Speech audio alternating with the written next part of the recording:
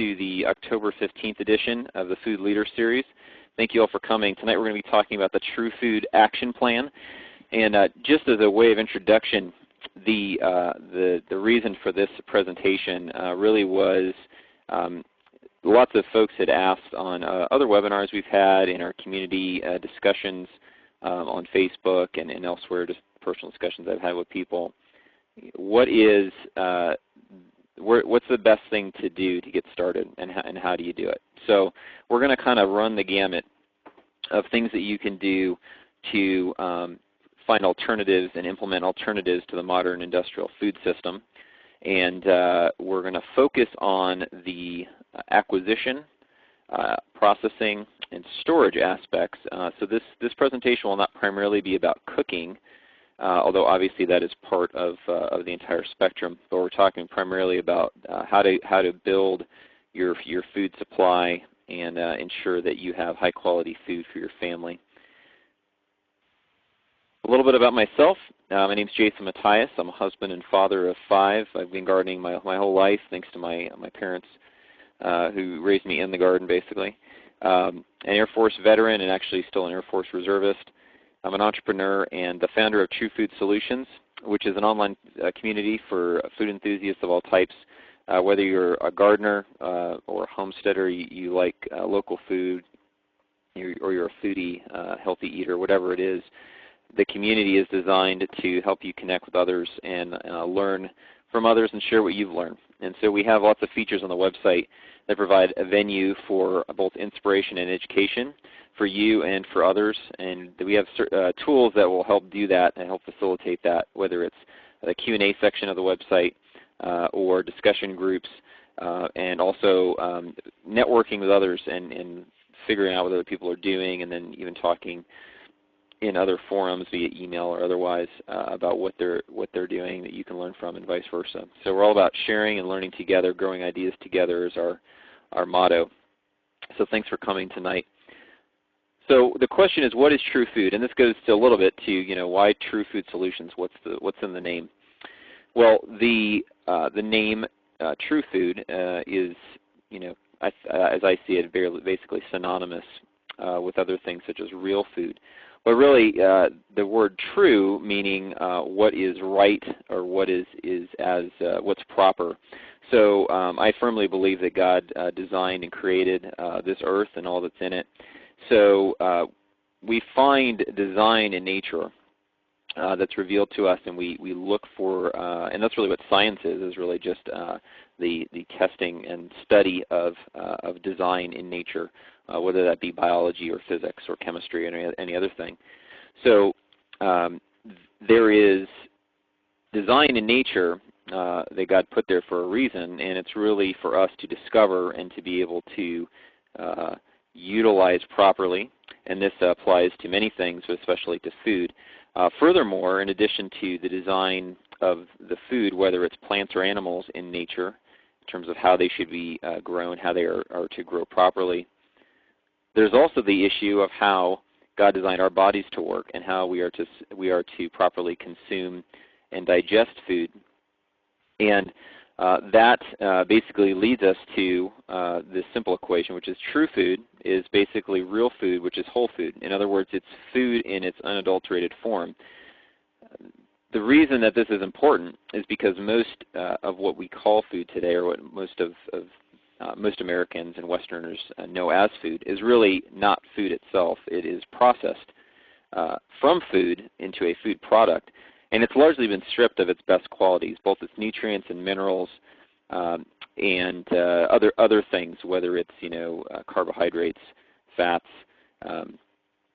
the essential amino acids and other things that make up the proteins and the things that our bodies need to be able to function properly. There's also the issue of the system that the food products that we buy support. Basically, and this I took from Renee DeGroot's webinar a couple months ago, where she basically said, and I completely agree, that whole foods support farmers because you're buying the product they produced in its whole form. And processed food, or quote-unquote food, supports factories and the industrial food system.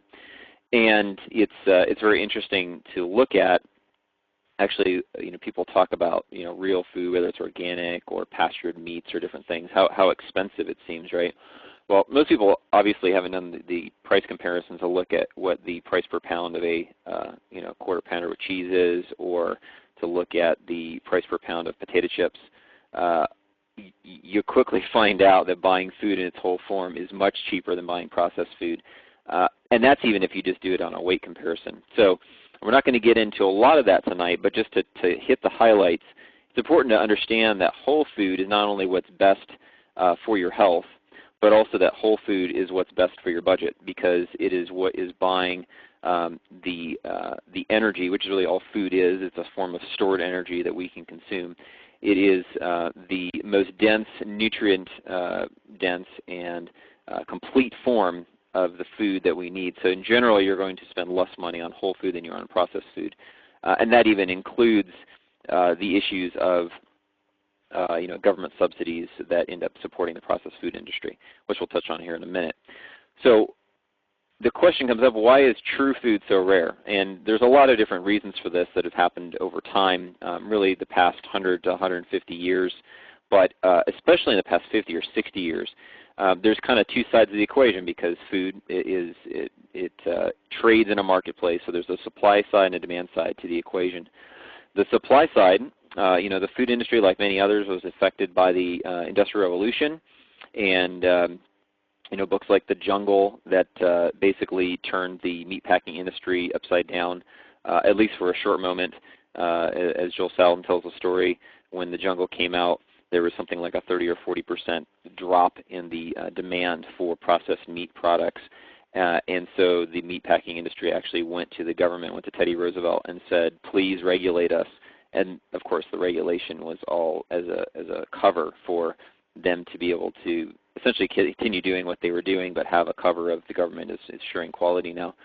So industrialization affected food, and that's not just in terms of the processing of it in factories, but really a change in mindset in treating food as an inanimate object rather than a life source. And in the case of raw food, especially in the terms of plants, those are actually living foods, and many of them actually literally are living. If you're eating something like sprouts, if you have a sprout kit that you grow in a windowsill, or some people will sprout grains and other things before they eat them, those are literally living foods. And if you talk about things like lactofermentation and other processing methods, those actually oxygenate through oxygenation and other things will animate the food essentially and pre-digest it. So processed food moves away from real food and in its whole form in treating as an inanimate object, basically to be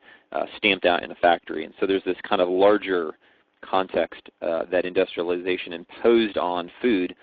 So the food industry as we know it today is largely the food processing and food factory production industry is largely a result of taking that approach to food and taking it to its nth degree, where if you look at a box, an ingredients listing on the side of a packaged food, there's going to be a whole bunch of stuff in there you didn't know what they are, but probably 80% of them are derived from corn or soy. So, and the reason for that, of course, is the next point, which is government subsidies, which commoditized crops, and this has been happening for a long time, but with the industrialization of farming in the 40s and 50s especially, because of government support for the chemical industry, which because of the war-making effort, making bombs and bullets and all those kind of things, had all this excess capacity and they need somewhere to put it, and agriculture was the most sensible place to put a lot of that excess capacity. So government support for the war industry ended up making chemicals very cheap, and so chemical fertilizer and industrialization of machinery, which also was supported by government war-making effort, tractor technology advancements and such, came out of the World War II technology and industrial boom for the war effort. So that transition to mechanical and chemical farming in the 40s and 50s was away from government subsidy.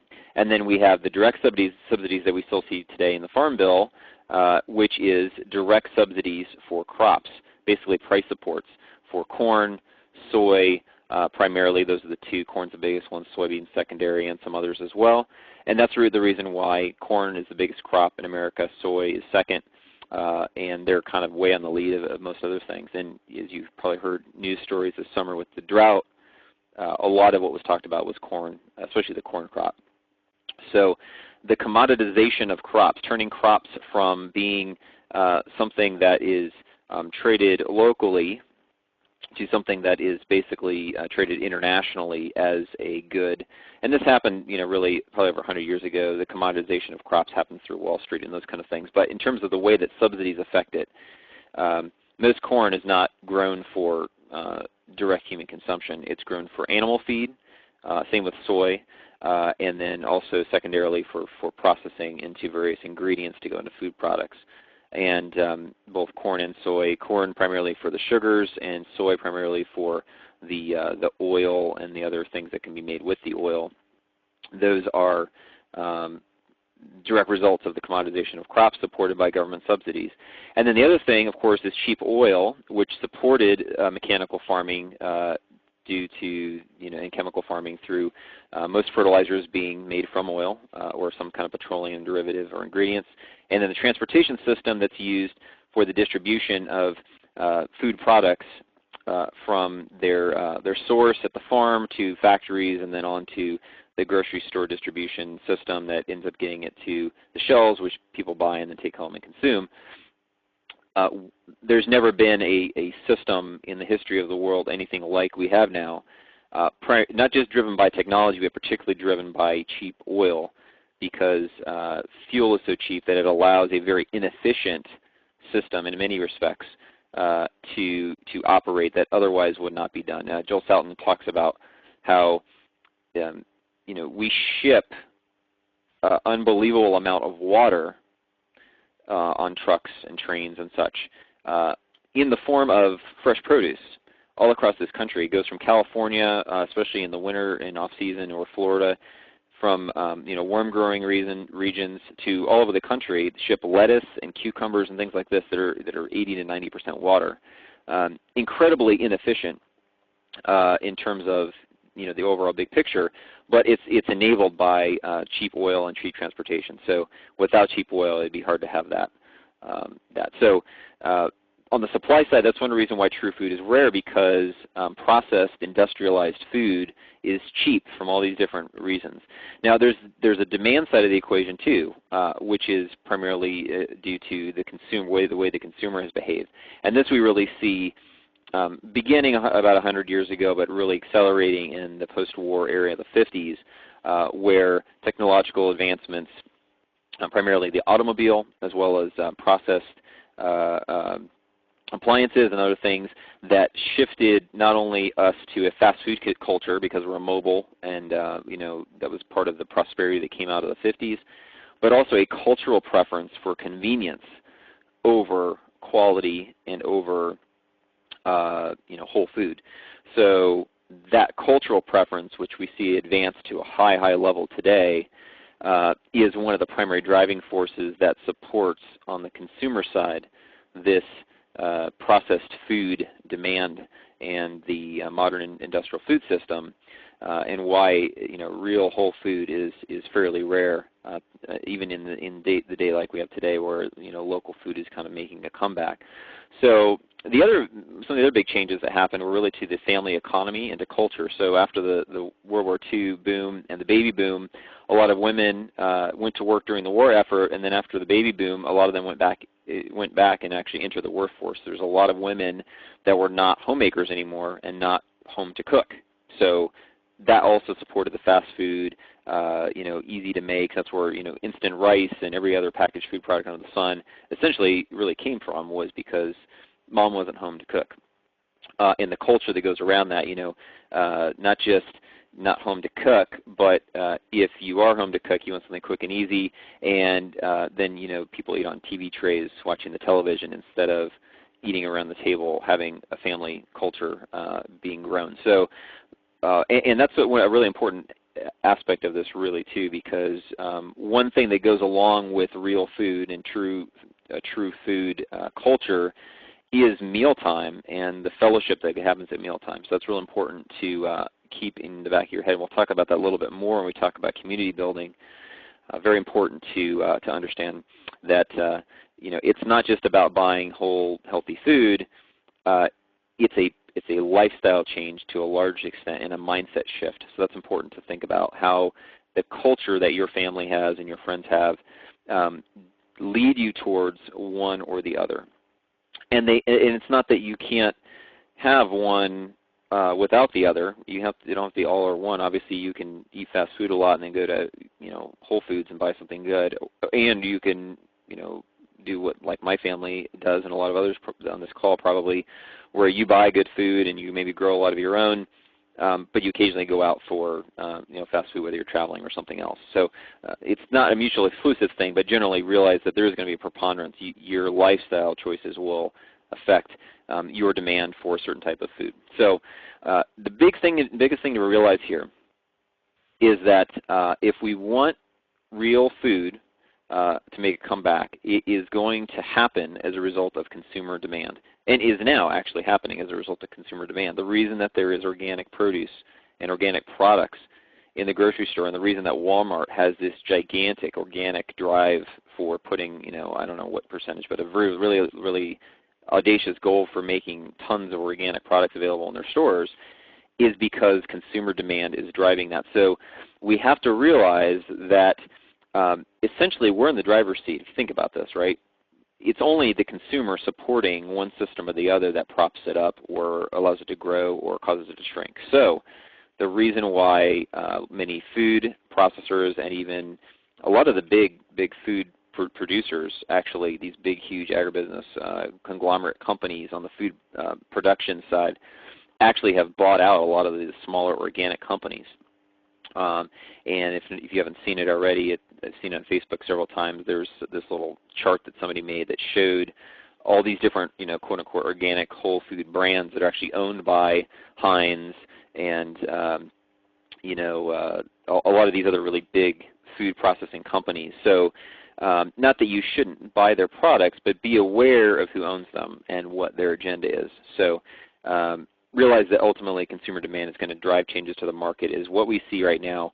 And you on this call and the people you will interact with are going to be the biggest factor in how that develops. If the local food revolution, whole food, organic food revolution continues to accelerate, or whether it's going to sputter and kind of level off. That will be determined by consumer demand primarily. So a lot of things there we covered. The why. Why do you need true food? Well, I won't hit a ton here, but let's go over some quick points. There's been a rapid increase of chronic disease in our nation over the past several decades, and it is without a doubt primarily due to diet and lifestyle. So people's length and quality of life, primarily quality of life, has been drastically impacted and has the chance to, or the likelihood of being drastically impacted in the coming years. Many of these diseases are tied to chronic inflammation, and chronic inflammation is tied to genetically modified food and pesticides. I actually just watched last night a film by the anti-GMO consumer advocate Jeffrey Smith. He has a new film out called Genetic Roulette, and it's actually free to watch on the website geneticroulettemovie.com, I believe it is. If you Google Genetic Roulette Movie, it should come up. You can watch it on their website, I think, for the next few days for free. I'd also recommend, in addition to watching it while it's free, order the DVD and have some movie nights and watch it, because it talks about this very thing, that this chronic inflammation that's causing or is influencing so many of these other chronic diseases. A lot of them have come about there's correlation with the introduction of GMO corn and soy into the food supply in the late 90s. Also another big impact as far as families go is a rapid decrease in fertility, which is also, fertility troubles also have drastically risen over the past several decades, also tied to GMOs and to pesticides. So these are important things. Your length and your quality of life, particularly your quality of life, is going to be impacted by what you eat. So to enjoy your life and build a future for your children and grandchildren, you really need to take this issue seriously and do something about it. So couple highlight issues. One is that there's a lot of joy in food. In particular, like we talked about earlier, there is a joy to be found around eating a good meal around the table with friends and family. So there's a joy that comes from real food that's cooked well. And that's one of the reasons why there's been such a growing popularity with traditional cooking methods like found with organizations such as the Weston A. Price Foundation and others who encourage cooking with animal fats and whole foods and all these kind of things. So there's a real joy that comes as a result of this type of choice in lifestyle and how you choose to eat. And your long-term health is really found in diet and lifestyle. So eating well, exercising, having an active life, which is often hard in the type of work environment that many of us have, including myself, where if you work on the computer all day, you're sitting a lot. So it's important to get out and exercise and counteract those things. So, but ultimately, real food is an important factor in your quality of life and the quality of life that you're going to have for your children and grandchildren. So why you need an action plan? A couple big items here. The modern food system, we have to realize, is built for and supports certain interests. Those interests are primarily the industrial food producers and the agribusiness interests, such as John Deere and chemical companies like Monsanto and others that provide inputs into the farming system and the food processing system, food production companies, and also, this is what I just talked about with health, the way that food impacts our health. The pharmaceutical and medical systems thrive based on the ill health of the people that comes from eating processed food and genetically modified food. So the system supported by the government, the way the economy is set up, and then also the government regulations and price supports are supporting that system. They're not supporting local food systems. They're not supporting local farmers. They're not supporting you and your attempts to try to get real healthy food.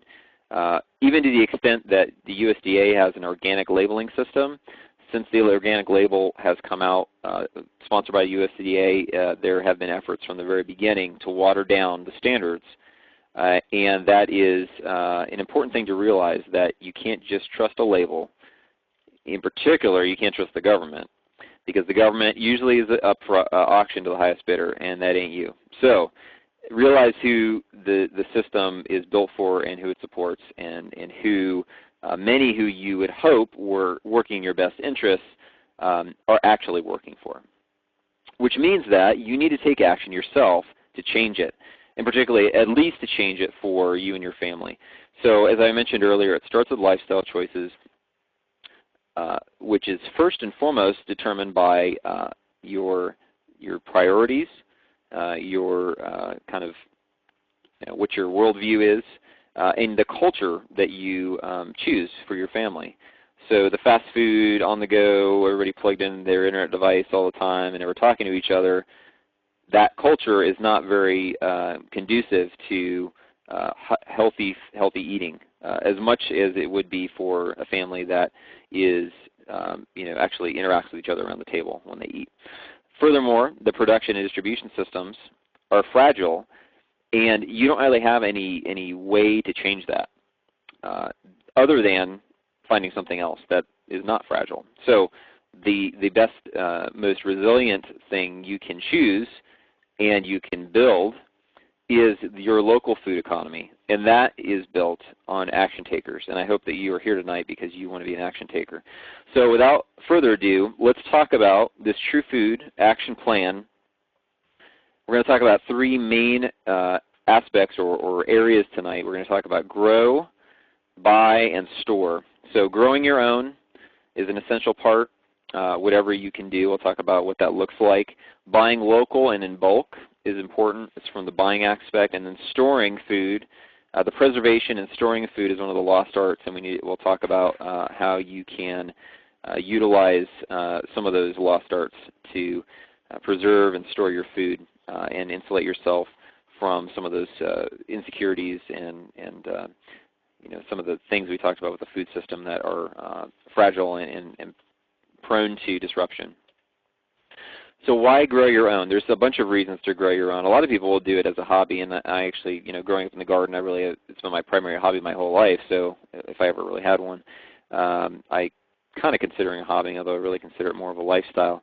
But in addition to just the pure enjoyment of it, I think one of the biggest things about growing your own food in whatever form that takes is it's important to be a producer and not just a consumer. In our economy today, it is a consumer-based culture, consumption-based culture, and it is important to be a producer. I mean, we see with factory manufacturing jobs going overseas, there's very little that the U.S. makes anymore. Most of what we make is technology and service industries, and those really aren't things. They're just services that we provide. And one way that you personally and your family and in your community can counteract that trend of the declining health of made in the USA, so to speak, or wherever you may be coming from if you're in Canada or even overseas.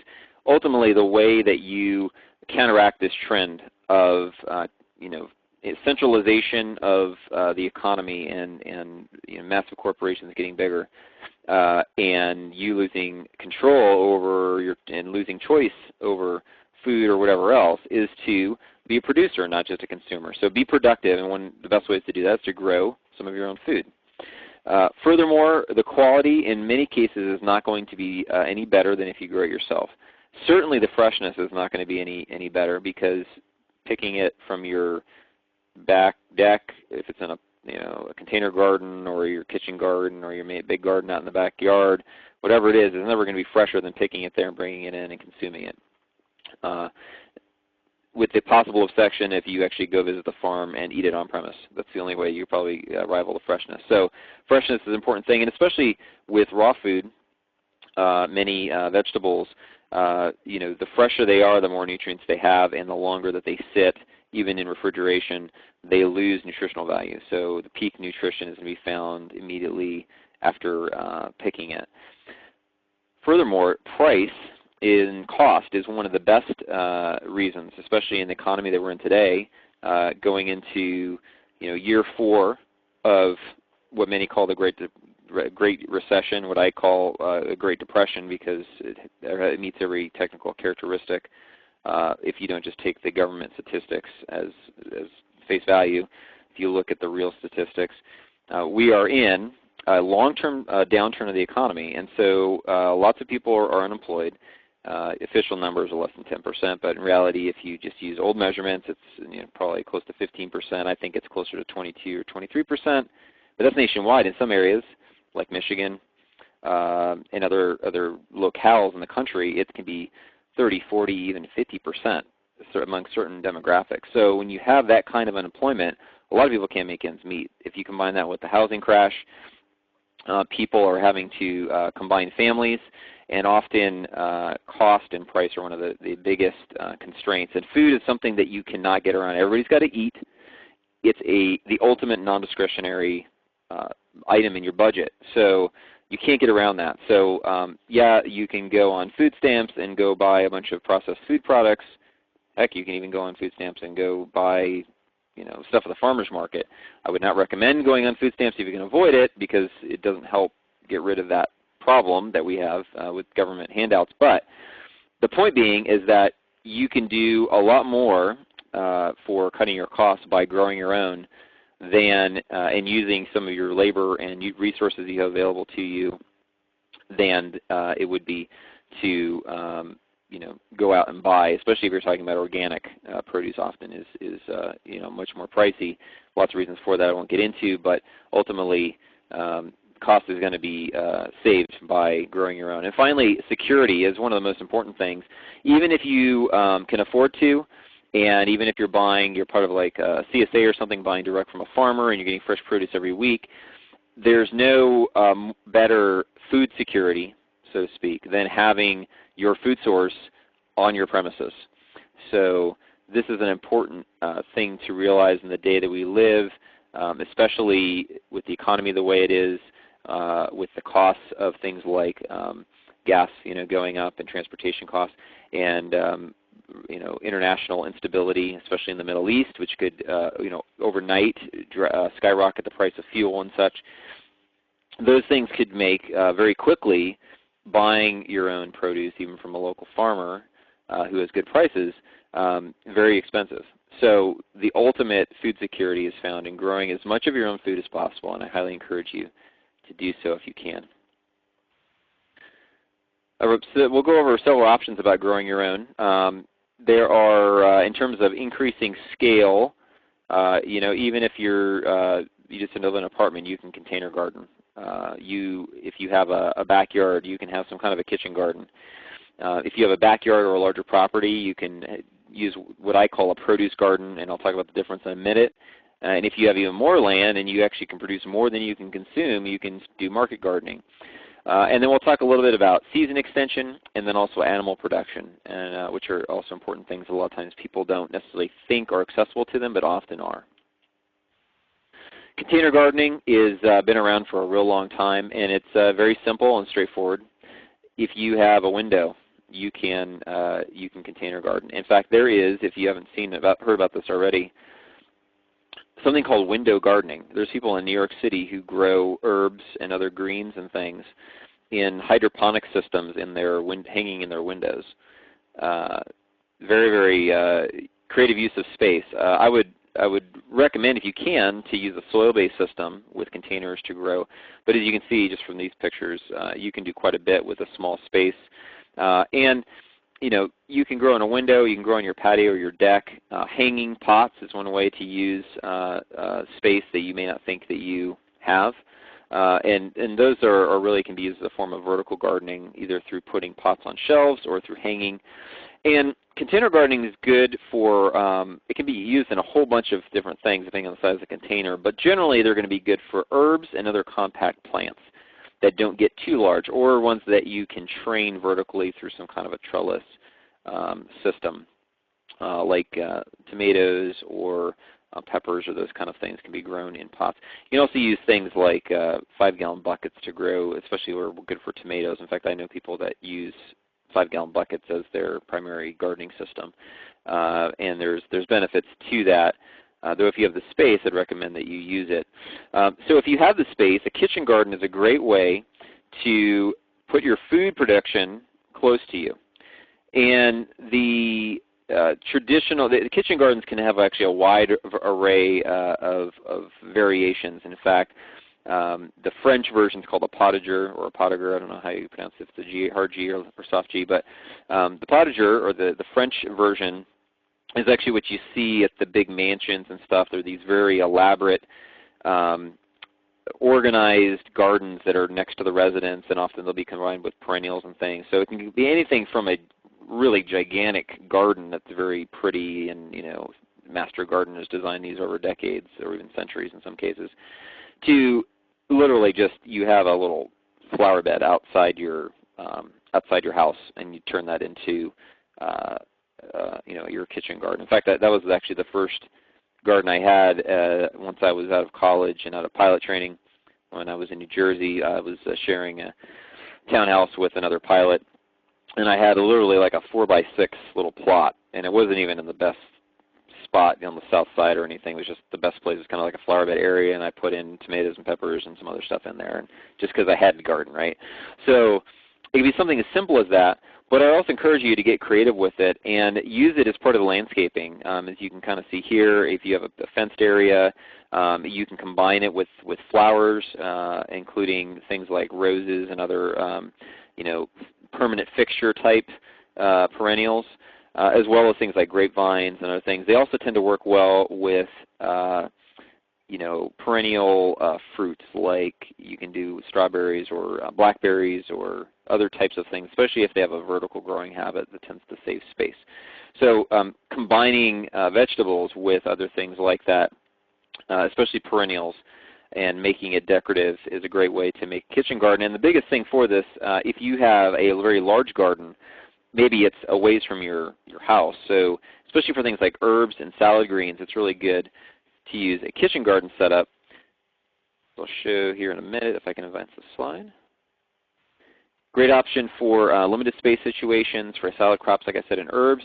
And things like asparagus and berries are really good for a kitchen garden because it's close. You can go out there and snip a few for a meal and bring it in. It's not something that you need to go and buy, harvest all at one time.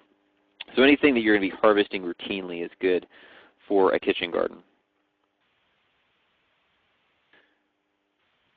Also, as I mentioned, you can combine it with vertical gardening, trellising, teepees, fences, and even hanging pots to both artistically and functionally increase the value of the space that your kitchen garden is in. Also, a lot of people tend to use raised beds as a means of organizing, and even as part of the landscaping, using raised beds as a means of organizing that kitchen garden. The square foot method of gardening, which my father has used for 30 years, works well for this.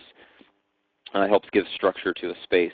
And then also you can use intensive spacing, which is basically planting plants closer together so that they end up basically touching and there's not much soil shown beneath them. This is actually something that the Gervais family talked about in our last webinar. They use what they call square inch gardening because they use an intensive spacing method because they're maximizing the production with the small space they have. And if you weren't with us on that webinar, their whole property is 1/5 of an acre, and they grow use 1/2 of that, 1/10 of an acre, to grow their food, and they grow 6,000 pounds of produce per year on 1/5 of an acre. So if you think that space is constraining, I'd recommend that you go take a look at that webinar with the Gervais family from 2 weeks ago and look at their website, urbanhomestead.com, and look at what they're doing as far as how they're maximizing production with a small, limited space. So theirs is really almost like a really big kitchen garden on steroids, I would say, because it's right next to the house in the backyard. So that's the kitchen garden. What I call the produce garden is your primary large growing area for produce. And again, this is to be distinguished from like row crop farming, where you're growing like lots of corn or you're growing grains or something like that. We're not actually going to talk about that, but you could actually use a space such as pictured here and do row gardening and grow some things like that. Especially corn is pretty common for people to grow. Not as common are things like wheat, oats, and other grains like that, but you definitely could if you had the space, just realizing that those tend to take a lot more space. So for most people that are using kind of the typical backyard garden setup, they're going to be growing in a larger space, but it's not like a farm where they're doing row crops with tractors and that kind of stuff. It's generally smaller scale, human-sized scale. You may be using tools, but you're not using vehicles, so to speak, in most cases. So the produce garden, the purpose in my mind is really to eliminate the need for most produce from the grocery store or from local sources, if you're able to do that. Now, there's lots of reasons why you wouldn't be able to do that, but some of the things that are very common and fairly easy to grow in your produce garden are fresh salad greens. Again, if you have a kitchen garden closer to the house, that would probably be the best place to put those. And if you do successive plantings, you can have fresh greens for your entire growing season. Plant them 2 weeks apart or so. Also, things like radishes and onions and green onions, chives, those kind of things are great to grow that can be used in cooking dishes as well as with salads. Peas, beans, and cucumbers are great to grow. Those really like, except for bush beans, those are really good to use trellising for and have them grow vertically. Especially cucumbers. I've actually heard a lot of people say they've never grown cucumbers on trellises. I've done that for a long time. There's a bunch of benefits to it in addition to maximizing the space. Cucumbers can be affected by different types of mildew and mold, so getting them up off the ground where they can have air around them, it actually helps avoid those diseases. Things like kale and chard and collard greens are also great. A lot of people don't grow these. I highly recommend that you grow these greens, especially kale and collards. They are highly nutritious. They are actually very good at late season or early season. You can plant them in the fall, and a lot of times they'll keep going through the winter. They'll survive snow and cold temperatures. So I'd encourage you to do that. And they're great in they freeze really well. They're great in soups. They're great in stir fries, those kind of things. So those kind of greens are good to add in addition to lettuce and other salad greens. Broccoli and cabbage obviously are good to grow. Broccoli being either an early or a late season crop, it usually doesn't do well in heat, tends to bolt and go to flower. But if you do, usually a lot of people can grow both a spring and a fall broccoli. And then cabbage are great, and I'll mention a little bit later about some things you can do with cabbage as far as processing. Carrots, parsnips, and turnips, other root crops like that are great. There are some challenges when it's with soil. They like loose soil, so the roots can go deep. So if you don't have loose soil, or if you have a lot of clay in your soil, you can use raised beds for these. They tend to work pretty well, especially deep raised beds like 6 or 8-inch deep raised beds, and having loose soil with lots of sand or loam in them to have that loose medium they like to grow, so they can grow deep and not be kind of stunted. Peppers and tomatoes are one of the favorites that a lot of people plant. Realize that there are hundreds, if not thousands, of varieties of heirloom tomatoes.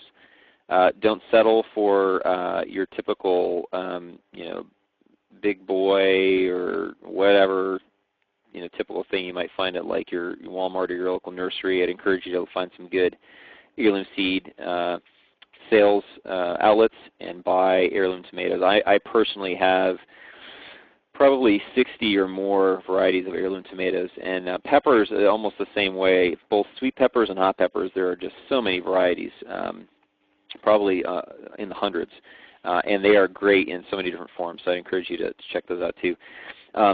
Heat-loving plants like summer squash and okra are great. Okra really like heat, and they like lots of sun, so they like to be in open areas where they get lots of sun, and they like heat as well. So, but if you haven't ever had fresh okra, you're missing out. A lot of people don't like okra because they've had it like boiled or something before, but okra, if it's prepared right, is just a really, really good vegetable, a great addition to lots of dishes. And then summer squash the same way. There's a joke that a lot of people, a lot of people grow too much summer squash all at once. And even though they've done it year after year, they always know that they get buried in zucchini in the summer, come July or whatever. They do it anyway. So I encourage you to do successive plantings with your summer squash and grow a variety. There's not just zucchini and there's not just yellow crookneck.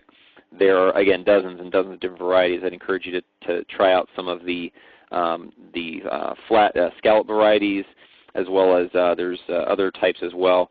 And then there's lots of great recipes in addition to sauteing them, grilling them, and frying them. They're really great in like soups and other things like that.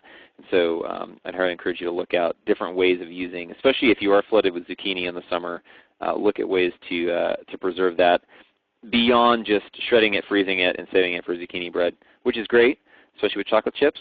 But there are other ways as well. And I'm actually hoping to get a blog post up later this week with something my wife does, which is actually make squash soup and cans it, so she can preserve it without needing to freeze it, which is a great thing. If you have sufficient space, you can grow crops that take more space like corn and melons, as well as crops that are good for storage, for winter storage, things like potatoes, sweet potatoes, pumpkins, and other winter squash, which pumpkins are basically a type of winter squash. There are so many different types of winter squash. I encourage you to look for the different kinds and try them.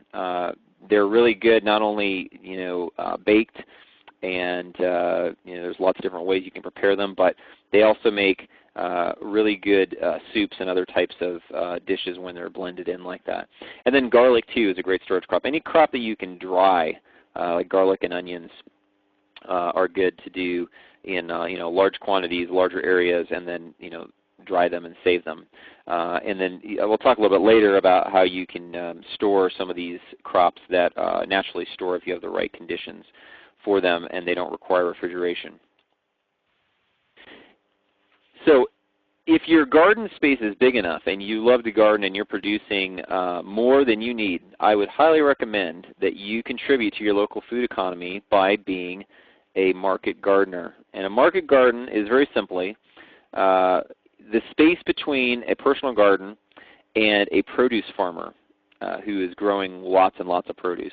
There's a blurry line between a market gardener and a produce farmer, but if you are taking the excess from your garden and taking it to market, you are a market gardener. So it's a great way, if you have the space and the available labor, to reap the profits from your garden and help pay yourself essentially for your work and to pay you back for the input costs, the capital costs of your garden setup, as well as bring some income back into your family. So some ways you can do this. Selling your excess produce to family and friends is a great way I would start. Those in your church, in your community that you know, through various in networks or circles of people, getting the word out that you have excess and that you can do that. One thing I'd highly recommend you seek out is actually gardening clubs are great because you can not only do seed swaps with other gardeners, but you can do produce swaps, and often those people are really good points of contact for their circles of influence who can help find customers for you because they will be seeking out fresh produce. Farmers markets are great for getting out there and networking in the local community and meeting people and getting your name out there so that people can find you. They are often challenging in terms of whether they are worth the time that it takes. If you're at the farmers market all day, that's time you're not farming or doing other things. So they have their purpose, but often it ends up being something you have to really limit the amount of time that you put into. And then you can do things like, in addition to selling direct to people, just individual transactions, you can actually set up CSA subscriptions. We'll talk about CSAs a little bit later. CSA stands for Community Supported Agriculture. And it's basically where people sign up for a certain amount of produce and they get it on a regular basis, either weekly or biweekly. And that's really great because it helps you plan your production. That's the best thing about a CSA, is that it allows for the consumer to essentially share some of the risk of the farm and to help give the farmer, or the gardener in this case, the ability to plan ahead better. Realize that if you do take your produce to market, the revenue that you gain can be outsized from the additional labor that you're investing. What I mean by that is it's not necessarily a one-for-one.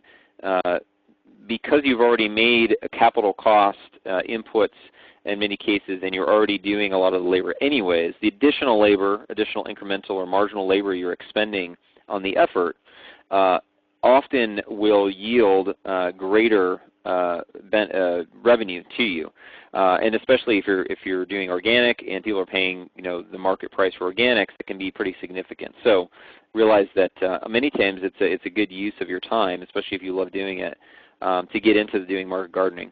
I would highly recommend, if you're interested in this, to see our number 3 webinar in our series from the Roberts brothers, Jared and John Roberts in Texas, who are market gardeners, and they talked about how they started their market garden, and I'm actually happy to announce, I don't know if I've announced it before, but John Roberts, who's the writer and the businessman among the family there, is actually working on writing a guide to starting a market garden that is going to be coming out in the spring, so True Food Solutions is going to be publishing that, and we're looking forward to getting that good resource into people's hands. So if you're interested in that, obviously watch the webinar. There's some good resources mentioned on that webinar, and the webinar page has some links to other good resources. And if you are interested in doing this, please send me an email so I can put you on the list for folks that are interested in the topic, and that way we can make sure that you're getting info about the book. It's going to be published in an ebook format, probably also on Kindle, and there may actually be a published version if you want it. But we'll probably be giving some excerpts or kind of sneak peeks into the book as it's written. So we want to make sure if you're interested in that you get that, so let us know. Just email us or reply to one of our emails that we send out. One thing that many people that don't do, even if they've been gardening their whole lives, is season extension. It's one of the most simple things you can do to increase the productivity of your garden, to avoid having, especially you live in a northern climate where you have a short growing season. It's a way that you can increase the production of your garden without having to increase the space, because you're increasing the amount of time that you're using. And this can be anything from, well, there's a whole bunch of inexpensive options. It can be anything from floating row covers, which you see on the top there, which you basically use hoops over a row covered with either a permeable fabric, which provides several degrees of frost protection and often is used for protecting against pests, so there's a double purpose there, benefit, to cold frames, which can be very simply built using a variety of materials, to hot frames, which is basically a cold frame with heating element below the soil, to hoop houses, which you can make very simply. I actually made one last year for my tomato. I made a small tomato patch, and I made a 12 by 20 foot hoop house out of PVC was the frame, and then 20 foot wide plastic, 6 mil plastic that I got from Lowe's. So it was my own little mini hoop house, and I had my tomatoes going in there and extended my season into the early part of November. Believe it or not, I was having tomatoes coming that late. And then you can go all the way up to commercial greenhouses. If you're going to be doing market gardening, you may actually look at doing larger steel frame greenhouse, hoop house type structure, because that'll allow you to get a real early start, to extend your production season, and you can be used in conjunction with other things as well. But some of the many things you can do for season extension. One of the great benefits of season extension, especially if you love fresh produce and don't want to have to pay for it in the off season, or if you're a market gardener taking it to market, you can grow fresh produce off season. So you can grow, especially things like salad greens, all year round. And in fact, I would highly recommend, if you're interested in this, to read Elliot Coleman's books. He's a farmer, market gardener up in Maine, and he actually grows his primary growing season is in the winter in Maine, using greenhouses and cold frames. He takes the summer off from growing, so he maximizes his profit by growing off season when prices are highest. So that's one thing you can look at too, and I would highly recommend, if you're in a northern climate, that's a great way that you can get top dollar for any kind of produce you want to take to market, is by growing off season. So some of the things you can do with season extension, you can also use simple things like picture windows and in your house and do container gardening inside. That's one way of doing season extension, which works great for herbs. If you have herbs in pots outside, when it gets too cold for them, bring them inside, especially tender things like basil and other types of plants like that can't take below 40 or 35 degrees, certainly not below frost level. Bring them inside and keep them going and keep harvesting them. All right, it's funny, I see in the chat that a lot of people are already talking about animals, which is kind of funny. We'll have to have a webinar just on animals. So if you're interested in that, make sure you let us know. Animal production. Great quote here from Frank Lloyd Wright. Regard it as just as desirable to build a chicken house as to build a cathedral. Now, while you agree or disagree with that or not, I think the point is that you shouldn't look down on a chicken house, because chickens are one of God's most amazing creatures in terms of their interaction with people. So just some quick points on animal production. Even if you have a small space in your backyard, I'd highly recommend for you to look into at least some of the smaller animals. Rabbits can probably be used in the smallest space. They really just need a small crate hutch kind of thing. They are great high-protein, low-cost meat, especially because they can get almost their entire diet from greens, like grass and weeds. So if you're a gardener, you can take your weeds and feed it to your rabbits and get meat out of it. How great is that? Chickens are probably the best food waste disposal system that God invented, because they provide eggs and manure from scrap food. And I firmly believe that if every large food production facility like cafeterias, or especially like universities, but even restaurants or a restaurant district, if they had a fairly sizable, or at least big enough, layer chicken operation nearby where they could take all their food waste and get fresh eggs out of it, it would eliminate a lot of the food waste that we have in our economy. And I think in America we're probably one of the worst. We probably waste, I think it's like 30 to 40% of the food that's grown is actually lost in waste. So chickens are a great way to take your food waste and to turn it into something useful. Eggs for you to eat, and manure for your garden or for your property. And as you can see in the lower picture there, a mobile hen house is a great way to keep your chickens moving in an area and distribute their manure. You can also use a combination where you have, there, you can see there's actually a door on the front of this. So it's important to have a cage for predator protection, especially at night. Even in what you would think would be an impermeable fortress.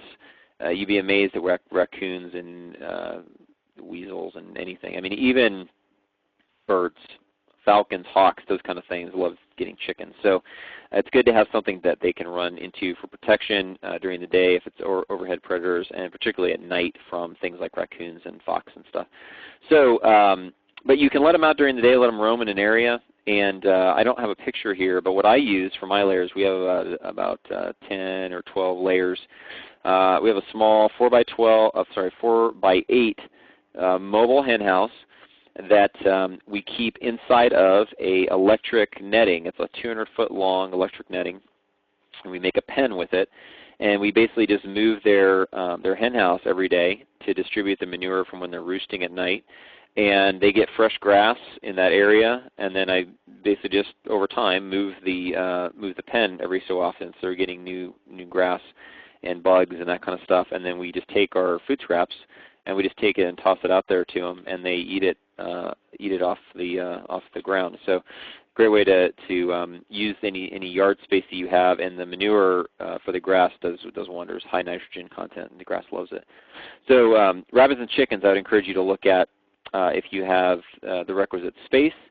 And if you do live in a place where you have a chicken tyranny and your local municipality doesn't allow chickens, I highly recommend that you form a resistance movement or join a resistance movement if there already is one. If you look on, I think, backyardchicken.com or backyardchickens.com, one of the really big backyard chicken forum sites, you can find the people in your area and see if there's anybody there that has one of those.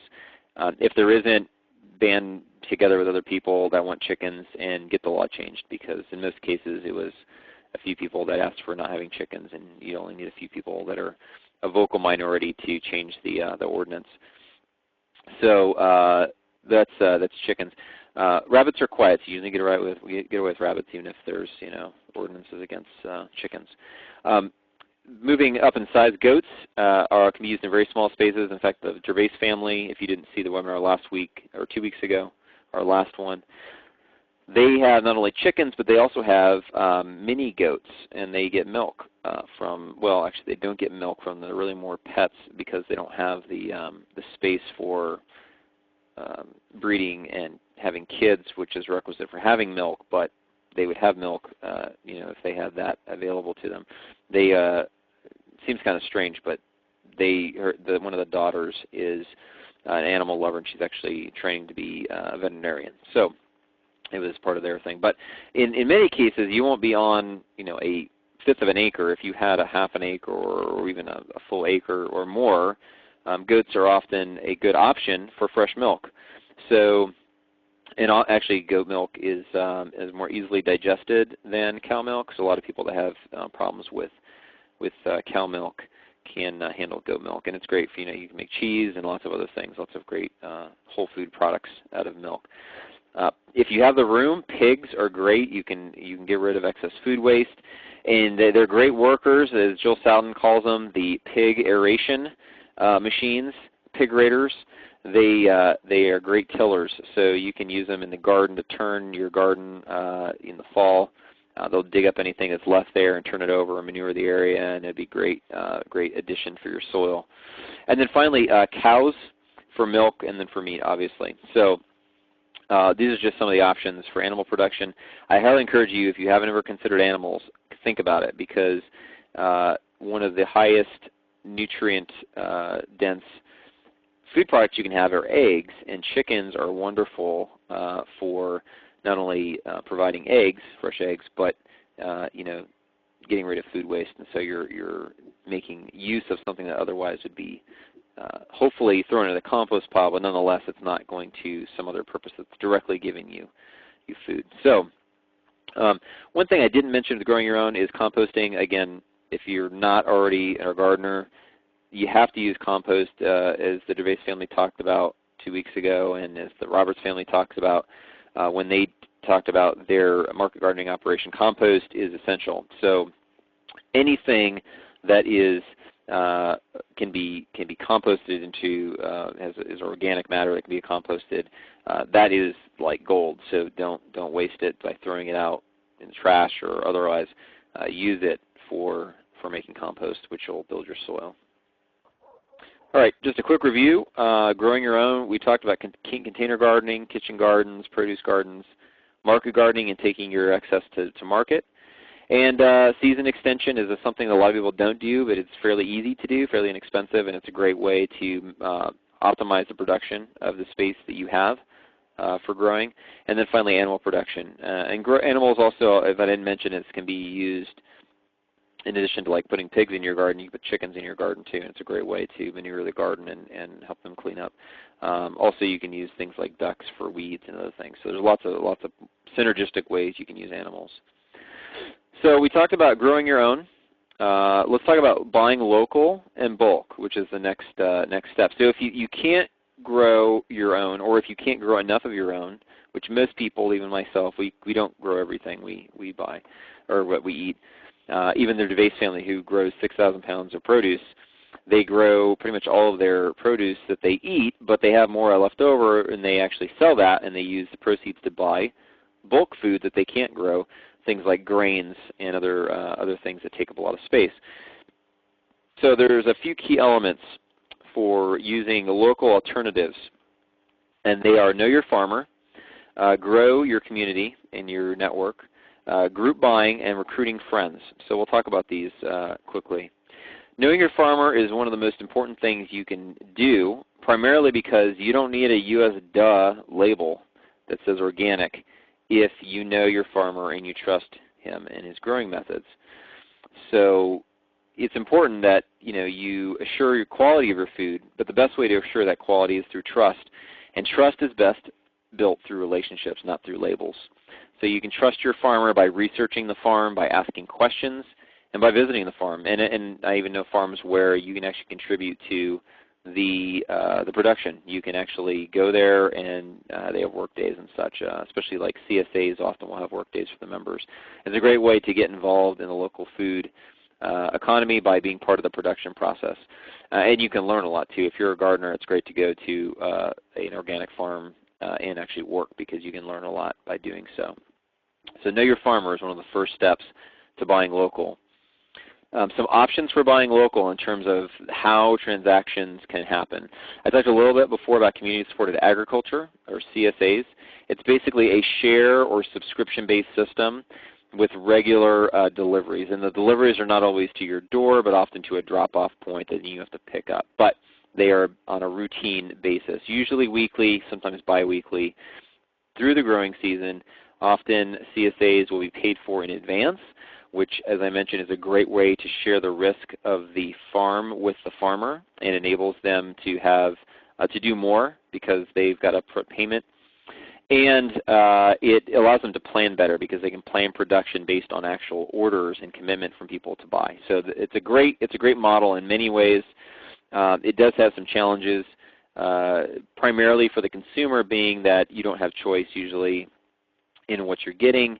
You're getting a share of whatever the produce is that week. Hopefully your farmer has got a large variety, and often that actually is a good thing. If you're getting things you haven't used before, it forces you actually to find a good way to use them and to cook them. So it helps you expand your food options and learning how to cook different things.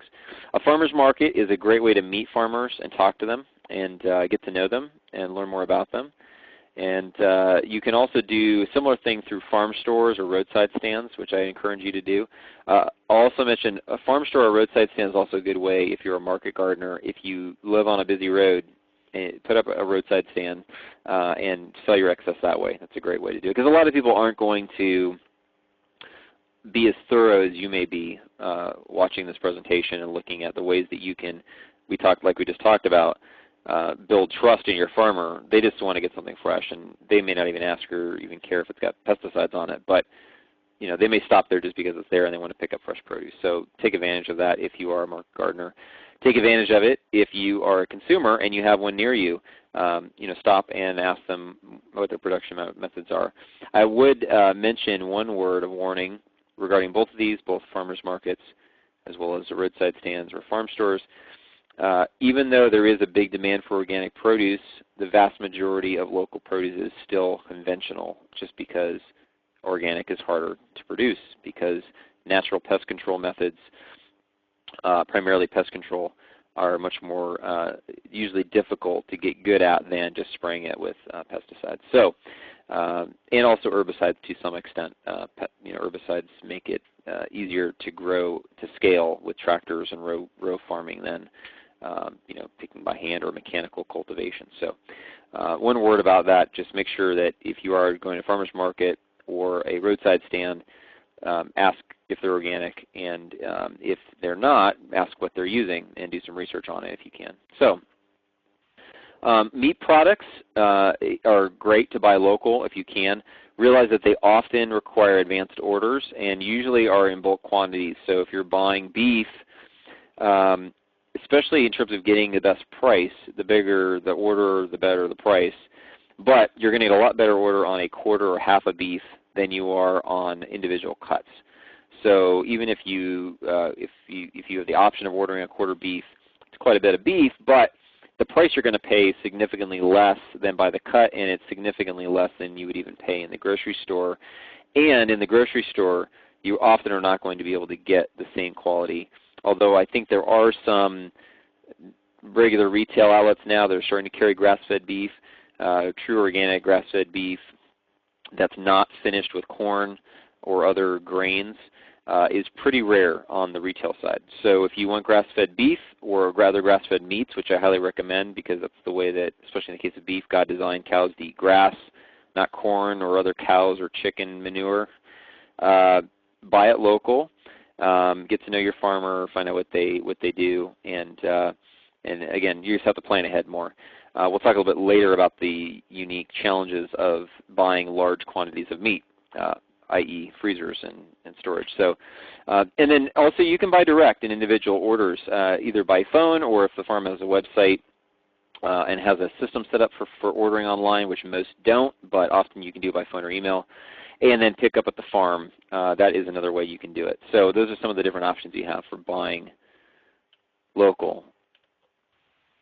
Growing community is very important. And this kind of goes a little bit beyond the just local food movement, because I think the local food movement is one of the most vibrant of the relocalization of the economy, that larger movement that's going on.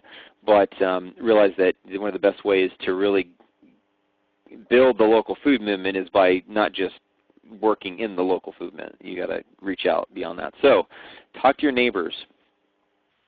Join community groups, whether it's a fraternal community group, a public service community group, anything else. Any of those kind of groups are great for meeting people and finding other people who might be interested in real food and supporting the local food system. Community gardening is a great way to meet other people interested in real food, and even if you're gardening yourself, just going to community garden and being involved is a great way to network and meet people. It's also a great way, community gardening as well as gardening clubs, like I mentioned before, a great way to trade seeds and produce, which regardless of whether you're a gardener or if you're just buying local, being in a gardening club, even if you can't garden very much, is a great way to learn how to garden as well as to gain resources that you otherwise wouldn't have access to as easily, primarily heirloom seeds and then fresh produce from other people's gardens. And then also if you're a foodie, obviously find other foodies, interact with them. And there's a whole huge community on the internet around foodies. I'm pretty sure that about half of the traffic on Pinterest is foodies clicking all these pictures of really good-looking, drool-inspiring food. So if you're into really good food and cooking and all that, find other foodies, find local groups, and even look at joining cooking classes or teaching cooking classes if you like to cook informally with friends, that kind of thing. It's a great way to grow community and get other people to become aware of real food. And if you're cooking with real food and interacting around real food, you're going to be more likely to grow that community and grow the bonds there. An essential aspect of the big picture here with an action plan for real food is group buying. Now there's a lot of products that are going to be hard to find locally. These are the best things to use for group buying. And it can be a variety of things, especially organic grains and legumes, kind of as pictured here, are often hard to find locally. They're usually grown, especially organic, are grown by a limited number of farms. There may only be 1 or 2 farms in a state that grows them, and often the easiest way to get them is not from the farm in your state, but through a organic food co-op. The best way to access an organic food co-op is by getting involved in a buying club. Some other types of foods that are probably best gained through group buying are oils and nuts, and in oils I include things like butter, dairy, because it's like, for instance, we get our butter, grass-fed butter, through our buying club because it is easier to get that way than it is for us to get locally, and we haven't found a reliable source of local grass-fed butter. And then nuts, as well as spices, and then other things that are hard to find, things that aren't grown like in the U.S., like coconut and tropical type stuff, dried fruits and different things like that. Those dates, raisins, cranberries, all those kind of things are good to get through buying clubs. You usually get a much better price, and you'll be getting similar quality which you would get in like a local health food store. Even though you can buy, quote unquote, buy in bulk at those places, you're going to be being charged a markup for them. So great if you can use a buying club. So how do you do a buying club? Well, the best way is to find an existing one and join it. So that requires what we talked about in the last slide, which is being part of a community and networking and meeting other people and asking around. If there isn't a buying club in your area, or there's not one that's well organized and easily accessible, which unfortunately applies to many buying clubs because buying clubs traditionally are done via, in the old days, phone call or mail, but today even by email. There's really, although there are some online systems starting to come on, very few small buying clubs that are groups of families actually use good administrative organization systems. So it may be up to you to start one. So you have to do some research, finding organic food co-op that you can order from, where you can get it dropped off. There will be minimum order sizes usually. For ours, for instance, I think it's like $500 before they'll deliver an order. So you have to get enough orders together from that group of families to do it. And the co-op distributors will have different methods of ordering. Sometimes they'll ask for one order, so somebody's going to have to aggregate the order. Or like ours does, is that each consumer places their order either online or by phone or email, and then they use a code for our club, and then they aggregate the order and ship it to one place, and then it's distributed locally from the drop-off point to the other members, either by pickup or delivery, depending on how they set it up. So that's a real quick intro to buying clubs and how they recommend that you look into this, because for things like wheat, oats, rice, grains like quinoa and spelt and all these other very traditional grains, sprouting seeds I think is what's in the middle of that picture. These are all things that are going to be much more cost effective to buy in bulk. And if you're buying whole food, and particularly if you're talking about like things that need to be milled, you're probably going to buy a mill. Like if you have wheat and you want to grind wheat for bread, it's going to be much cheaper to buy a 25 or 50 pound bag of wheat than it is in grind to your own than it is to go and buy it at the local health food store, if you can even find it, the kind you want. So highly recommend that. And that also leads into what we'll talk about a little bit later about storage. There are benefits in addition to just the cost factor when you're buying in bulk. And it largely has to do with having a reserve, having, as it used to be called, the larder, or your food storage, so that you are insulated from any potential shocks to the food supply and you're prepared for emergencies. All right, so it's important that you recruit friends.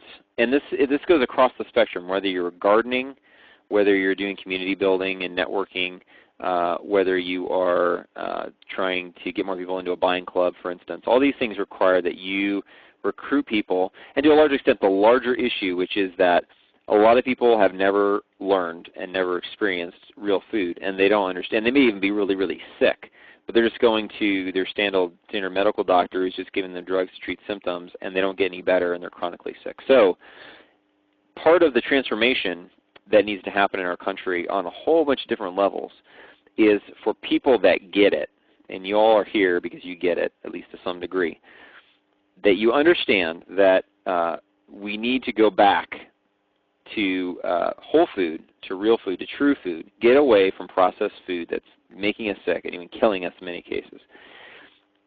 To do that, we have to be an advocate, and we have to kind of preach the gospel, so to speak, of real food and recruit friends through relationship building. So some ways to do this are practicing hospitality and sharing meals. There's no better way to convince somebody that real food is what you really should eat than to invite them over for a meal and cook a really good meal for them.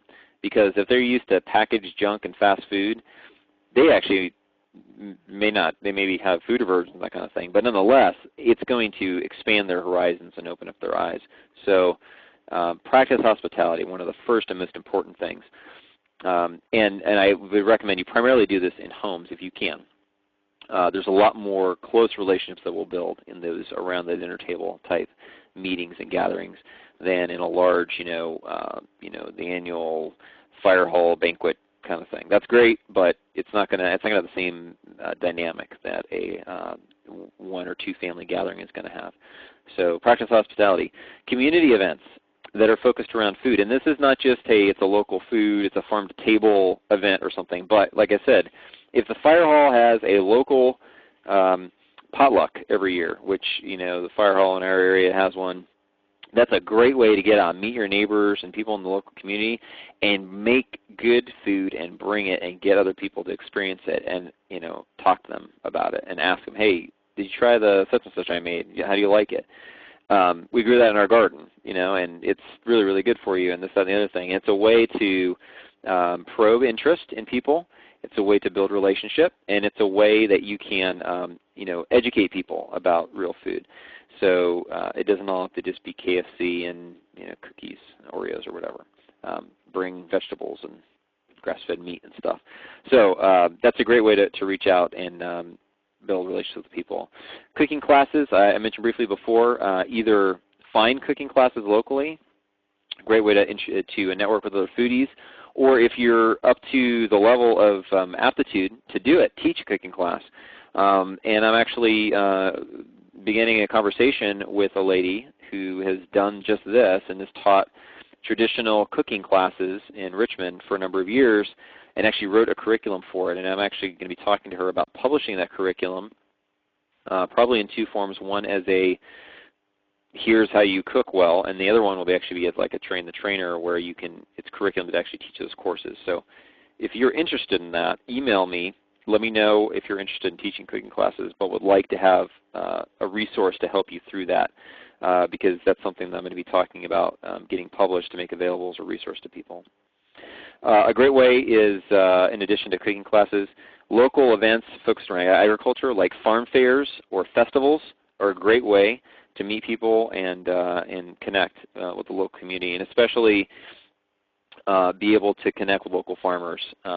There may be, you'd be surprised, although many farmers that'll be at a county fair or something are doing organic or whatever, they may be open to it, so talk to them about it. learn their story, connect with them on a personal level. And then finally, in addition to all the in-person, physical, hand-touching, conversational type events, social media is great if you can use it effectively. So use social media to meet and coordinate with people locally. Especially, it's a great way to get the word out about events. And social media is one of the best characteristics of social networking in particular, especially like Facebook, is that you can publicize a local event and get friends of friends or friends of friends of friends aware of it much more easy than you could in the older days. So use that as a good tool to recruit people. So we've talked about growing your own. We've talked about buying local and bulk food. So let's talk a little bit about preserving the harvest and storing food, because it is one of the essential, as I like to call it, one of the lost arts of handling food as we should. So home food preservation and storage really is a lost art, and it consists of a bunch of different things. Normally people think of canning, maybe drying. There's other methods as well, but those are the two primary ones. Something that used to be very common, it's very uncommon today, are root cellars. I'll talk a little bit about that. Freezer space, as I mentioned, is one thing that it's one of the big hurdles that a lot of people have to get over when they're making this transition to storing more food at their home instead of just buying it just in time from the grocery store. And then shelving and rotation is another kind of physical infrastructure need that needs to be attended to in order to properly store food. So we'll talk about these really quickly. So canning is probably the best way to save the harvest for the majority of your produce in your garden. And this also applies to a lot of fruits, especially tree fruits like apples and peaches and pears can be processed and canned with great effect.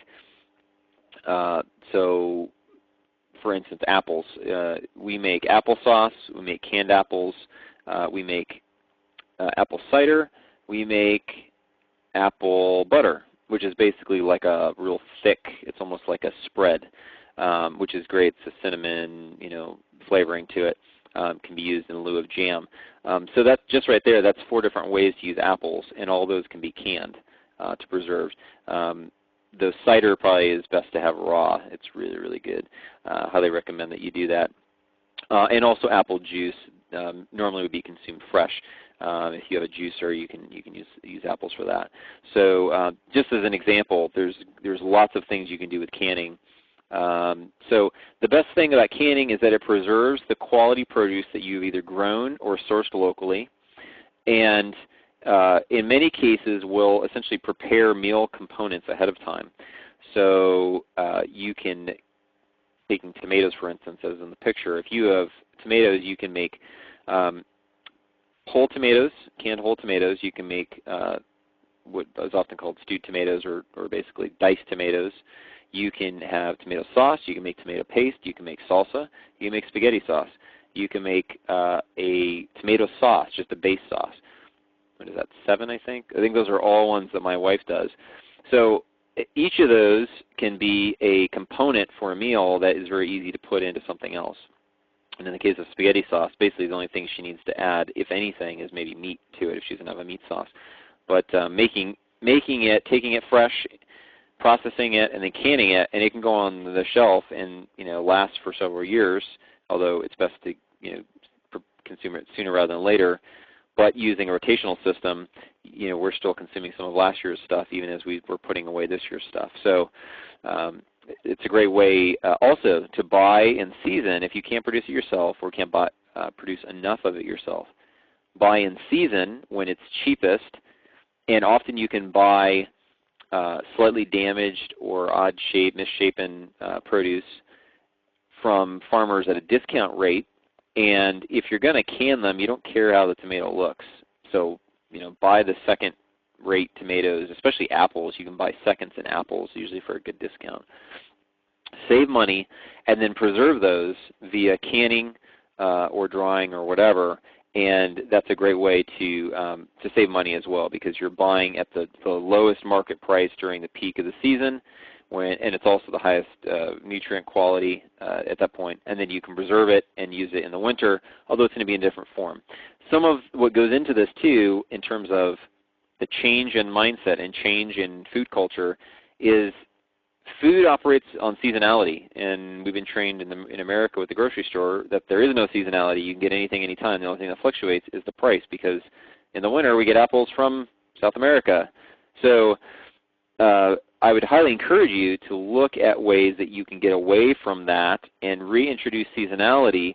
However, it doesn't mean you can't consume certain things that are in season in the summer, that you can't consume those in the winter, but maybe in a different form because it's preserved. It may be as applesauce or apple butter or canned apples or whatever, canned peaches.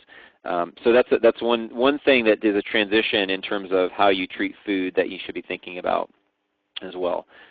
Drying food is great for a whole bunch of things, primarily used for herbs. A lot of veggies can be dried and reconstituted later. And also fruits, so particularly apples, pears are good for drying, and there's other things as well you can dry.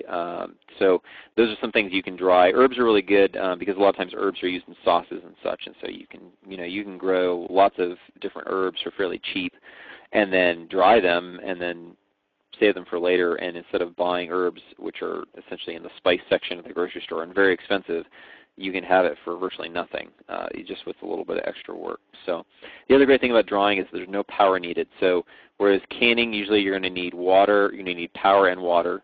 You need water to process them, and usually, depending on what usually you're going to need heat. So you're either a hot water bath canner or a pressure canner, and it's going to take fuel energy to do that. So drying is great because it just requires the right conditions to dry. So great way to do it. And the other thing is that drying lasts a long time, and it's got the least amount of weight, and often the least amount of space as well, because usually canning stuff will have water in them. So if you take the water out, it takes less space. So it's another good characteristic of drying. All right, root cellars, one of my favorite topics. I still don't have a really good root cellar, but I'm still dreaming of the day when I have my walk-in root cellar bunker fortress-looking setup. So root cellars were very, very common up until the introduction of widespread refrigeration. Reason being that it was the primary way to optimally preserve food with no electricity. So the best things that were that root cellars were used for, and are still can be used for today, are things like root crops, potatoes, sweet potatoes, carrots, other root crop, any kind of root crop really. Usually will preserve well in the right conditions. Sometimes they have to be put into sawdust or newspaper or something, but in the right temperature and humidity conditions, they can last for 6 or more months. So those are great.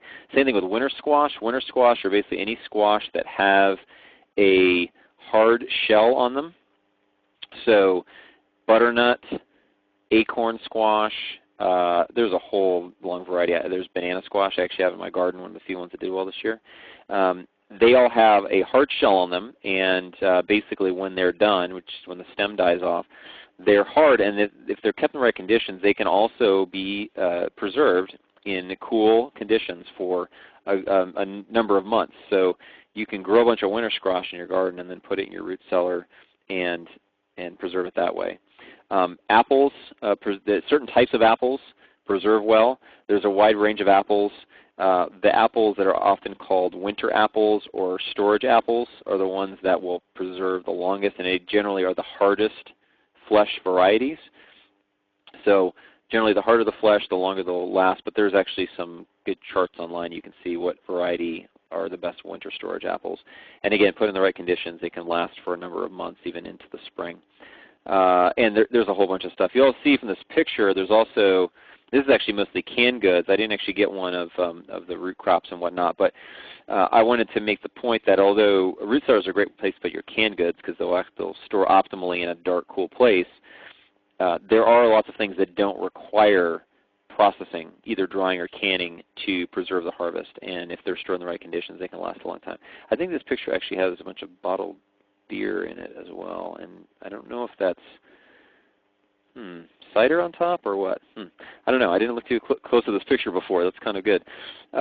So a whole bunch of options here. Now, real quick, I'm not going to go into how to build a root cellar, but realize that building a root cellar is not digging a big hole in the ground and building a bunker in it. Okay, you can build. That may be the best. Optimally, you would actually have a dirt floor in a root cellar because it would have the optimal insulation from the earth.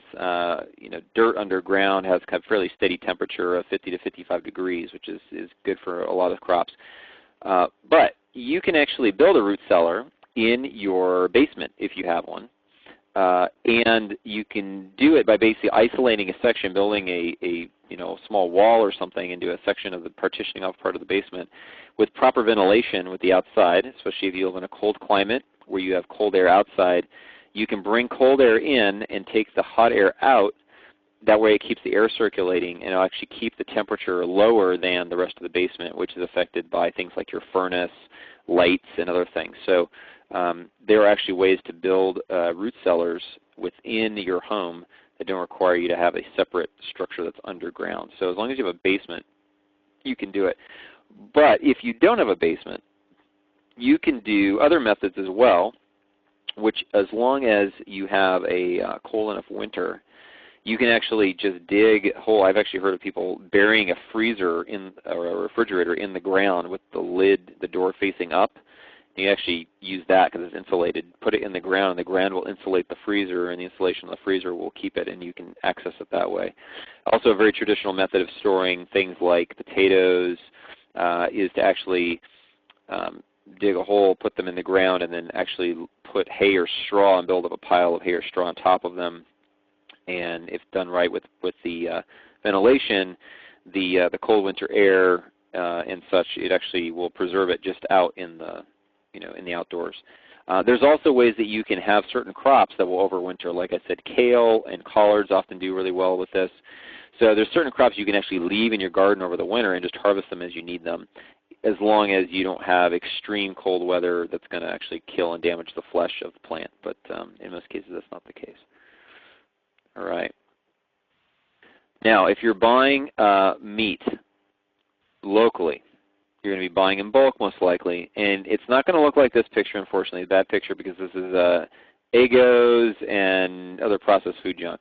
But unfortunately, I couldn't get a picture that had meat because I didn't have time to get a good one. But if you're buying meat locally in bulk, it's going to require a lot of freezer space. Now, when I say a lot of freezer space, it doesn't mean that you have to have 3 freezers or a commercial freezer or anything, depending on the size of your family. But in most cases, if you just have a single refrigerator with a freezer unit on it, that small freezer unit is not going to be enough for much of anything. You might be able to buy half a dozen chickens and fit it in there, but you're not going to be able to fit a quarter beef in the thing. So you're going to need a separate freezer, either a chest freezer or an upright freezer. So I'd recommend that you look into finding those. You can actually find pretty good ones, good deals on like Craigslist and stuff locally. Though just take into account if it's an older one, it's not going to be as energy efficient. But you are going to need freezer space for bulk meat. Another thing you can use freezer space effectively for is freezing things like berries and other fruit. Frozen peaches, for instance, is really good. There's lots of things you can freeze. And the great thing about this, my wife, we try to pick strawberries, and that'll last us the whole year till the next strawberry season. The same thing, blueberries and blackberries if we can.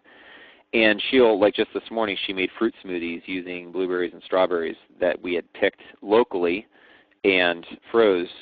And so all it takes is taking it out, throwing it in the blender with some other things, and you've got a breakfast. So that is a great use of the freezer as well. I'd recommend that you think about all the different things you can get locally in bulk or if peak in season at best price, and calculate how much you'll need and then figure that into how much freezer space you're going to need.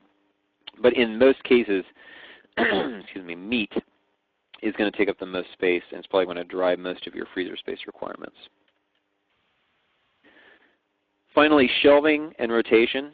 The big picture here is you want to make your own grocery. Make your own grocery. You don't want to be going to the grocery store for just-in-time fulfillment of your food needs.